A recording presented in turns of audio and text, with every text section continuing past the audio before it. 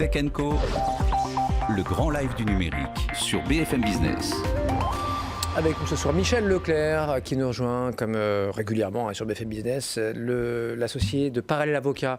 Michel, bonsoir. Bonsoir Sébastien. On revient ensemble si vous le voulez bien. Elle est tombée il y a moins de 2 semaines. L'amende contre Google, Google donc sanctionné par la CNIL, 50 millions d'euros pour manquement au règlement sur la protection des données personnelles, le fameux RGPD. Je dis fameux parce que nous on l'a cité des centaines, voire des milliers de fois là depuis 2 ans et encore plus évidemment depuis la mise en vigueur, l'entrée en vigueur à la fin du mois de mai dernier. Quel regard vous, chez Parallèle Avocat, Michel, vous portez sur cette décision qui a quand même été très commentée?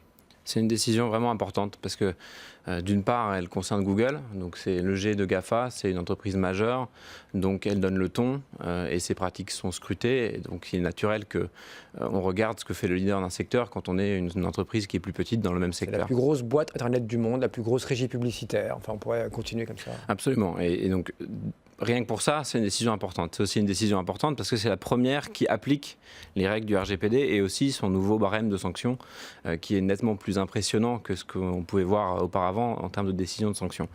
Après, c'est aussi le début d'un nouveau cycle parce qu'on voit que les règles européennes, comme les règlements, et le RGPD est un règlement, sont d'application directe et que les autorités nationales les appliquent.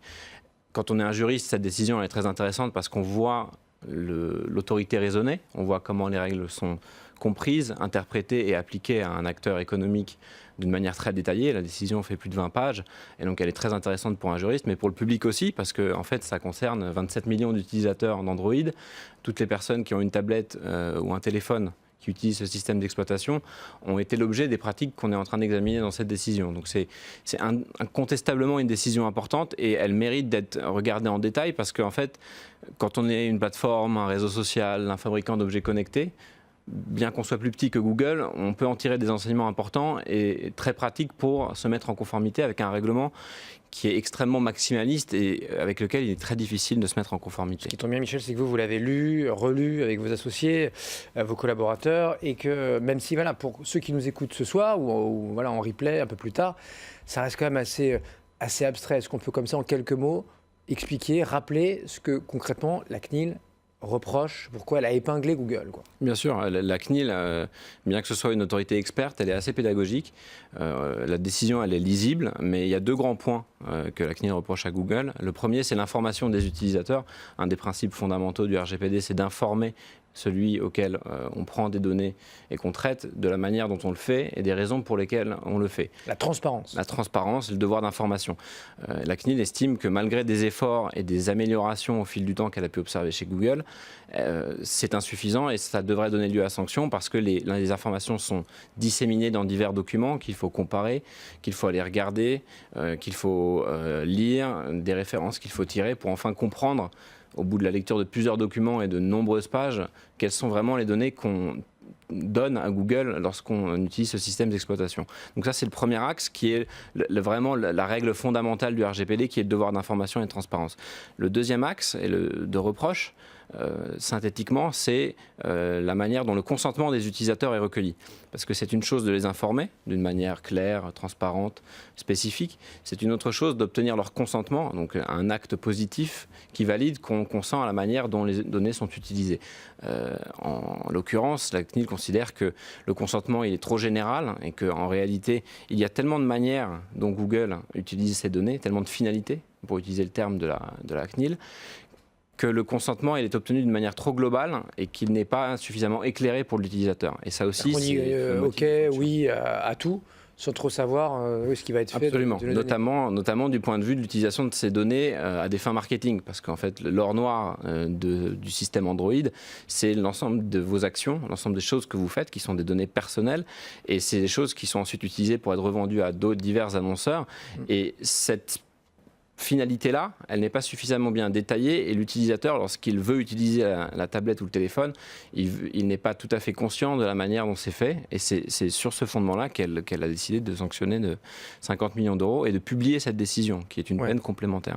Oui, voilà, ça aurait pu rester un peu comme ça dans le secret. Là, on sent qu'on adresse un message à tout le monde, aux Américains et peut-être aussi aux Français, potentiellement, qui sont dans l'univers, comme vous dites, dans l'écosystème, quoi, bien plus petit voilà, qu'un Google. 50 millions, malgré tout, pour eux, ça reste ridicule. C'est quelques heures de chiffre d'affaires. Hein. Donc, mais voilà, comment vous comprenez cette décision et puis sans surprise aussi, il faut rappeler justement qu'ils ont fait appel.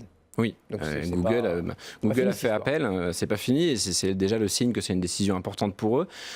50 millions, si on regarde seulement les chiffres, effectivement, c'est très peu. Si on regarde le chiffre d'affaires de la société en France, Google France SARL, c'est tout de même, disons, 1/6 de leur chiffre d'affaires en 2017.